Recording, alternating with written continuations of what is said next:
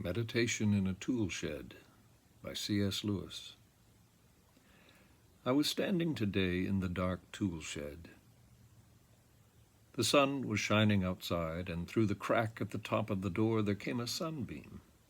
From where I stood, that beam of light with the specks of dust floating in it was the most striking thing in the place. Everything else was almost pitch black. I was seeing the beam, not seeing things by it. Then I moved so that the beam fell on my eyes. Instantly, the whole previous picture vanished. I saw no tool shed, and above all, no beam. Instead, I saw framed in the irregular cranny at the top of the door green leaves moving on the branches of a tree outside, and beyond that 90-odd million miles away, the sun. Looking along the beam and looking at the beam are very different experiences. But this is only a very simple example of the difference between looking at and looking along. A young man meets a girl. The whole world looks different when he sees her. Her voice reminds him of something he's been trying to remember all his life. And 10 minutes casual chat with her is more precious than all the favors that all other women in the world could grant. He is, as they say, in love. Now comes a scientist and describes this young man's experience from the outside. For him, it is all an affair of the young man's genes and a recognized biological stimulus. That is the difference between looking along, the sexual impulse, and looking at it. When you have got into the habit of making this distinction, you will find examples of it all day long. The mathematician sits thinking, and to him it seems that he is contemplating timeless and spaceless truths about quantity. But the cerebral physiologist, if he could look inside the mathematician's head, would find nothing timeless and spaceless there, only tiny movements in the gray matter. The savage dances in ecstasy at midnight before Nyanga, and feels with every muscle that his dance is helping to bring the new green crops and the spring rain and the babies. The anthropologist, observing the savage, records that he is performing a fertility ritual of the type so-and-so. The girl cries over her broken doll and feels that she has lost a real friend. The psychologist says that her nascent maternal instinct has been temporarily lavished on a bit of shaped and colored wax. As soon as you have grasped this simple distinction, it raises a question. You get one experience of the thing when you look along it, and another when you look at it. Which is the true or valid experience? Which tells you most about the thing? And you can hardly ask that question without noticing that for the last 50 years or so, everyone has been taking the answer for granted.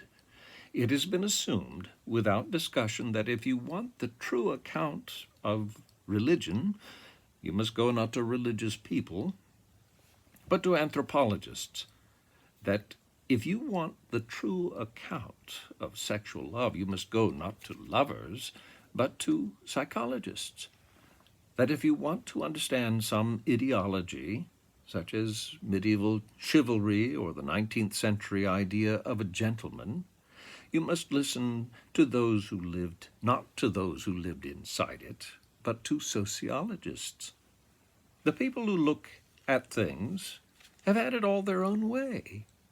The people who look along things have simply been browbeaten.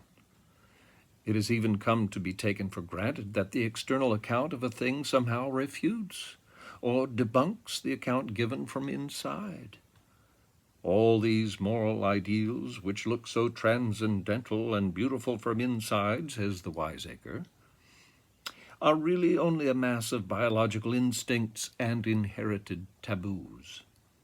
And no one plays the game the other way around by replying, if you will only step inside, the things that look to you like instincts and taboos will suddenly reveal their real and transcendental nature. That, in fact, is the whole basis of the specifically modern type of thought. And is it not, you will ask, a very sensible basis? For after all, we are often deceived by things from the inside. For example, the girl who looks so wonderful while we're in love may really be a very plain, stupid, and disagreeable person. The savage's dance to Nyanga does not really cause the crops to grow. Having been so often deceived by looking along, are we not well advised to trust only looking at? In fact, to discount all these inside experiences? Well, no. There are two fatal objections to discounting them all. And the first is this: you discount them in order to think more accurately. But you can't think at all, and therefore, of course, can't think accurately if you have nothing to think about. A physiologist, for example, can study pain and find out that it is, whatever is means, such and such neural events, but the word pain would have no meaning for him unless he had been inside by actually suffering. If he had never looked along pain, he simply wouldn't know what he was looking at. The very subject for his inquiries from outside exists for him only because he has at least once been inside.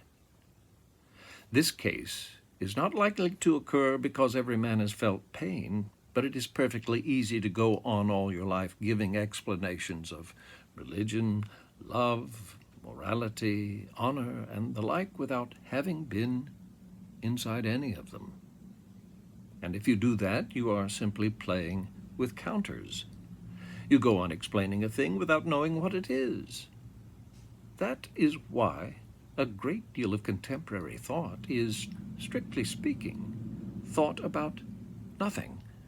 All the apparatus of thought busily working in a vacuum. The other objection is this. Let us go back to the tool shed. I might have discounted what I saw when looking along the beam, that is, the leaves moving and the sun.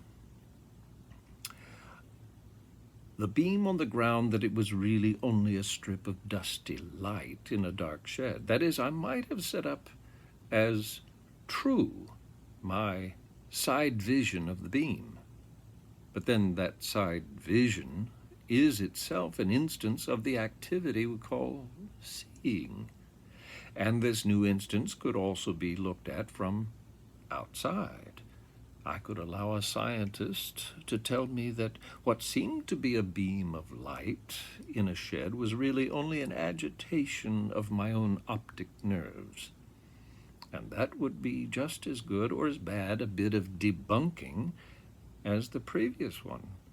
The picture of the beam in the tool shed would now have to be discounted, just as the previous picture of the trees in the sun had been discounted. And then, where are you? In other words, you can step outside one's experience only by stepping inside another. Therefore, if all inside experiences are misleading, we are always misled.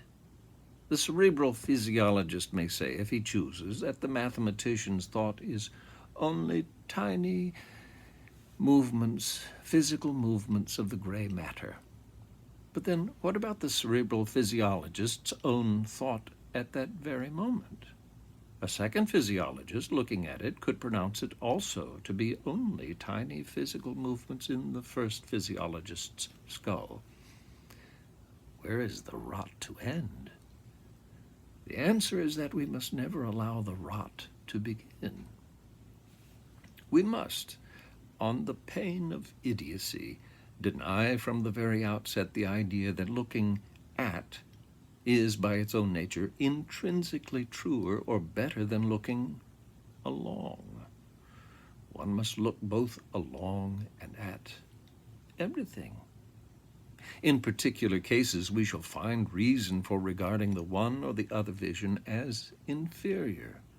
Thus, the inside vision of rational thinking must be truer than the outside vision, which sees only movements of the gray matter. For if the outside vision were the correct one, all thought, including this thought itself, would be valueless, and this is self-contradictory. You cannot have a proof that no proofs matter. On the other hand, the inside vision of the savage's dance to Nyanga may be found deceptive because we find reason to believe that crops and babies are not really affected by it.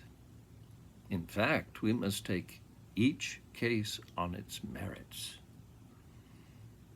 But we must start with no prejudice for or against either kind of looking.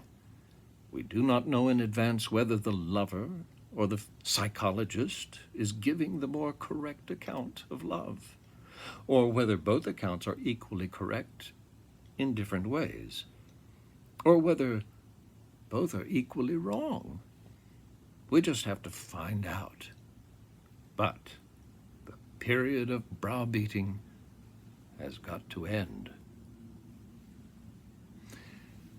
Now, I suppose that you would find many applications for this, and I'll let you discuss that. But I thought this is a very important statement by C.S. Lewis. Meditation in a tool shed. Thank you. This has been Charles Parker, and I hope you have a good time with it.